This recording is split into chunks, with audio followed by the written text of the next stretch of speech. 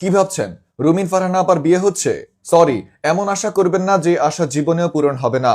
এদিকে রুমিন ফারহানা আপার গায়ে ফুল দেখে অনেকে ভেবেছে হয়তো রুমিন ফারহানা আপা বিয়ে করতে যাচ্ছে। এই জন্য তারা সেই ভিডিও তাদের আইডিতে শেয়ার দিয়ে লিখছে রুমিন ফারহানা আপাও বিয়ে করে ফেলেছে অথচ আমাদের বিয়ে হচ্ছে না। যারা ভাবছে রুমিন ফারহানা আপা বিয়ে করছে তাদের উদ্দেশ্যে বলছি, বিয়ে কিংবা গায়ে হলুদ এসব আমাদের রুমিন ফারহানা আপার গায়ে স্পর্শ করতে পারে না। পৃথিবীতে যদি তিনজন মানুষ সারা জীবন সিঙ্গেল থাকে তাদের মধ্যে একজন হচ্ছে সালমান খান, দ্বিতীয়জন রুমিন ফারহানা আপা, তৃতীয়জন আমি।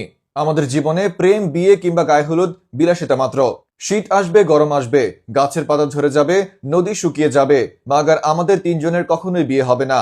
রুমিন ফারহানা আপার কাছে একটি আকুল আবেদন, যেহেতু আপনি এখন আর বিএনপিতে নেই, তাহলে দয়া করে আমরা এখন নতুন একটা দল গঠন করি, যে দলের নাম হবে চিরকুমার সংঘ। রুমিন ফারহানা আপার এই অবিবাহিত জীবন নিয়ে বিস্তারিত দেখুন রিপোর্টার এক নারীতে আসক্ত থেকে নিঃস্ব হওয়া যুবকের রিপোর্টে। জানি আপনারা ভেবেছিলেন রুমিন ফারহানা আপা বিয়ে করেছে। জি না, রুমিন ফারহানা আপা কখনোই চিরকুমার সঙ্গের সাথে বেইমানি করতে পারবে না। যদি রুমিন ফারহানা আপা বিয়ে করে তবে তা হবে পৃথিবীর অষ্টম আশ্চর্য। বিশ্বাস করেন রাসেল ভাই, আমার সালমান খানের উপর একটু আস্থা নাই। সালমান খান যে কোনো সময় বিয়ে করতে পারে এটা আমি বিশ্বাস করি, কিন্তু আমাদের সম্মানিত রুমিন ফারহানা আপা কখনোই আমার এই বিশ্বাস কিংবা আস্থা ভাঙবে না। তবে যারা এই ভিডিওটি দেখে ভেবেছিল রুমিন ফারহানা আপা বিয়ে করেছে, তাদের বাসায় বাসায় গিয়ে মন চাচ্ছে এক বালতি সমবেদনা জানাতে।